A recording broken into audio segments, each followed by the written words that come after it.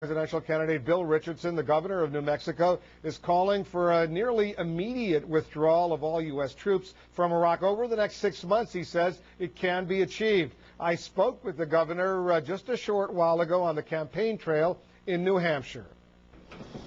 Governor Richardson, thanks very much for joining us. You want U.S. troops, basically all of them, out of Iraq by the end of the year. You've said that on many occasions. I want you to listen to what one top U.S. military commander, Army Major General Rick Lynch, said about that notion earlier in the week, even starting a troop withdrawal by Christmas.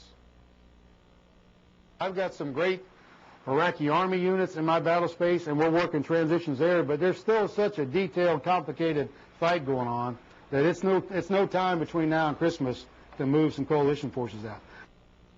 And he was talking about what Senator John Warner is proposing, a symbolic 5,000 troop reduction by the end of this year. What makes you think that you could get them all out by the end of the year? Well, I've said 6 months, Wolf, but what I believe here, it's a question of logistics and tactics. I am very firm, and my military advisors tell me that we are able to move 240,000 troops. We've already done it in and out of Iraq through Kuwait.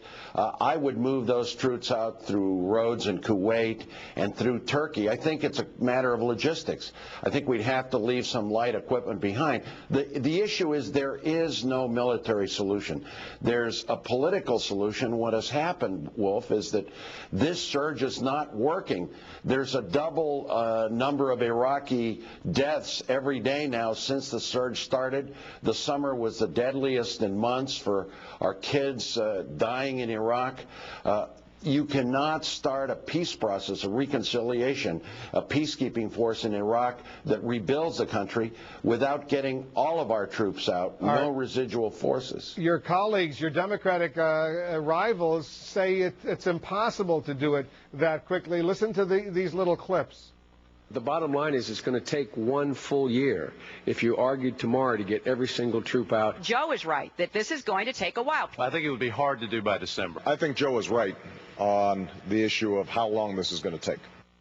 All right, they're saying it could probably take a year to do it in a responsible fashion.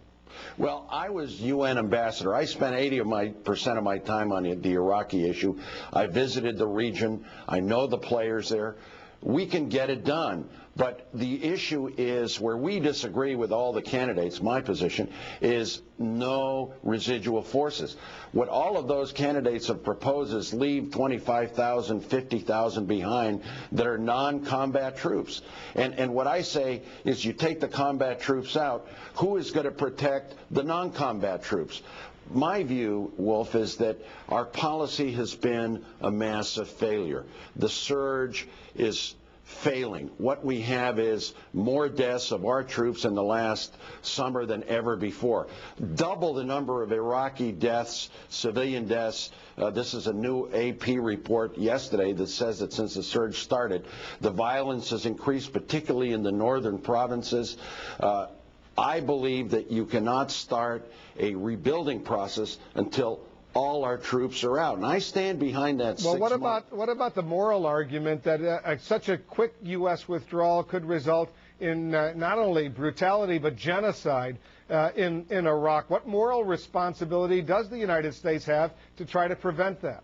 Well, we have to, but, Wolf, there is sectarian violence now. It's a civil war now. The Maliki government is falling apart. They're doing very little about bringing reconciliation. The training of the Iraqi troops is at an alarmingly slow pace. You've got Maliki flirting with Iran right now. I mean, is this guy our ally? This is an incompetent government, and now we're starting to shift the blame to the Maliki government. So I believe the best step is a withdrawal, but with a diplomatic plan that brings the three Iraqi entities together in a possible partition, in an all-Muslim peacekeeping force, in division of oil revenues, a sharing of power. The Maliki government is doing nothing, and we are increasing there, making our troops the top targets. This is making no sense. Here's what Senator Clinton said the other day before the Convention of the Veterans of Foreign Wars. I want you to listen to it, and then we'll talk about it.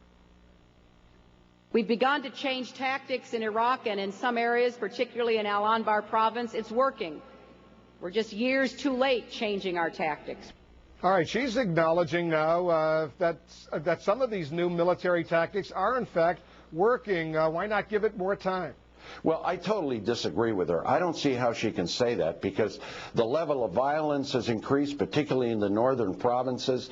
The number of Iraqi deaths has doubled, almost 62 per day.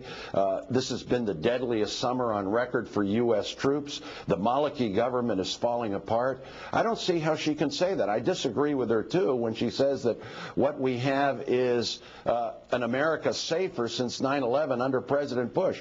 I don't see how she can say that with the intelligence estimates from our own people basically saying that Al-Qaeda since 9/11 has regrouped, has increased their presence obviously in Iraq and around the world. So, you know, we have some strong disagreements. I disagree with her also that we can leave 75,000 troops there at a time when, and she says that they should be non-combat troops. Take the combat troops out. How are our troops going to defend themselves unless they are combat troops? So this is a fundamental difference. Here's what President Bush told that same VFW, the Veterans of Foreign Wars Convention, this dire assessment. Listen. If we were to abandon the Iraqi people, the terrorists would be emboldened. They would use their victory to gain new recruits. As we saw on September the 11th, a terrorist safe haven on the other side of the world can bring death and destruction to the streets of our own cities. You want to respond to the president? Well, yeah, I think he's flat wrong. His policy is failing. Here's what I believe can happen. If we withdraw our troops, you've got the insurgents that have been united today with Al-Qaeda, with the terrorists, against our troops. That's what unites them. If we get out, then the insurgents will start fighting the terrorists, and nobody likes foreign fighters in Iraq.